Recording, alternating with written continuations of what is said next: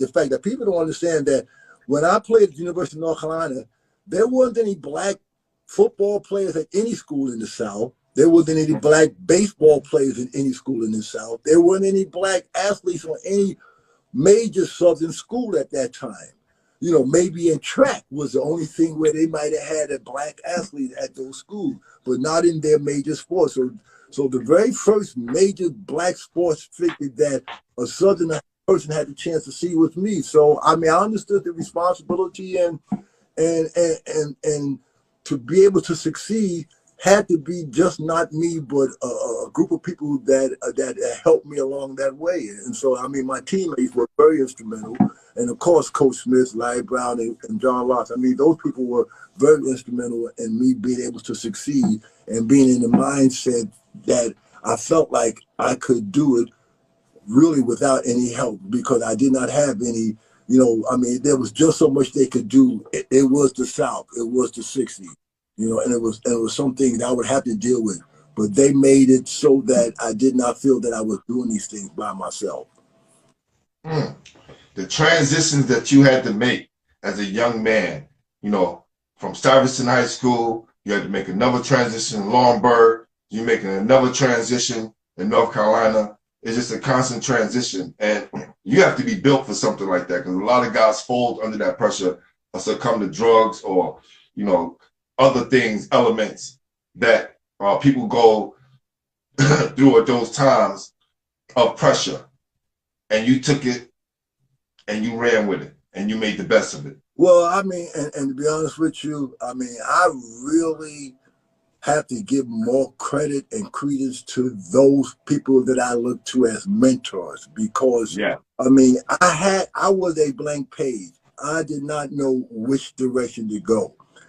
I was just lucky that I took a hold of the right mentors, that the people that I listened to really did have my interest at heart, really did try to pull the most out of me, to get the most potential out of me. I was very fortunate in that circumstance, because it could have easily just have gone another direction with different types of people, because I was just looking for leadership. Like I said, my father died when I was 14. My mother left me when I was 11. So really from the age of 11 to 21, I was really on my own. So I was always looking for direction from somebody. And when, well, I mean, you know, I think, you know, we all, you know, the thing about it, and this is what I really learned, and which, I mean, I always tell myself, you know, when I was 17, I couldn't wait to be 21. You know, and when I was 21, when I was 31, I realized how dumb I was at 21. And when I was 41, I was stupid at 31. You learn that you learn with life, and you learn that, you know, that you're not as smart as you think you are, and there's always room for learning. Luckily, like I said, for me was that, you know, because I started out with not much confidence in myself, I was open for other people to give me input. And I said, fortunate enough, I ran into the right people to give me the right type of input. So let's talk about this Duke game, all right? You know, we all know about the stats in college and how well you did, being an All-American, you know, All-ACC. But there was a time when you was playing the game and things wasn't working right. Well, and hit one of the biggest shots in North Carolina's history. And this is before Michael Jordan shot. Well, you know what, though? I mean, see, first of all, you know, and this, again, this is from, I mean, basketball. Now, this is the part of competitiveness in basketball. Now, that comes from Harlem. Because when you're out there playing on the street, it's 15 baskets. First one to 50. That's right.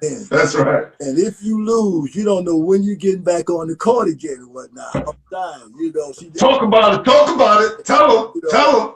So, you know, so you know, you play. In fact, you know, it always be, you always have 4 good ball players and one guy who was the bully who made sure that when you made a call that you could hold up to your call. You know, when you could fight for that 15 points. You know, you had 4 guys who could play and one guy who was the bully for that. You know, could beat up everybody else and make sure that you could stay on the court. But you know, playing pressure like that. I mean, and people don't understand. That's how we grew up in Harlem, because you had one court, you had about 5 or 6 teams want to play. So when you win, you stay on. When you lose, you get off, and you might not get back on for another hour and a half. So I mean, playing to win and pressure is what you grew up with in playing basketball. When you played it like that, I mean, like I said, it wasn't AAU. This was just in the park basketball, and every time it was 15 baskets. First one to 15 win. You had to win by 2.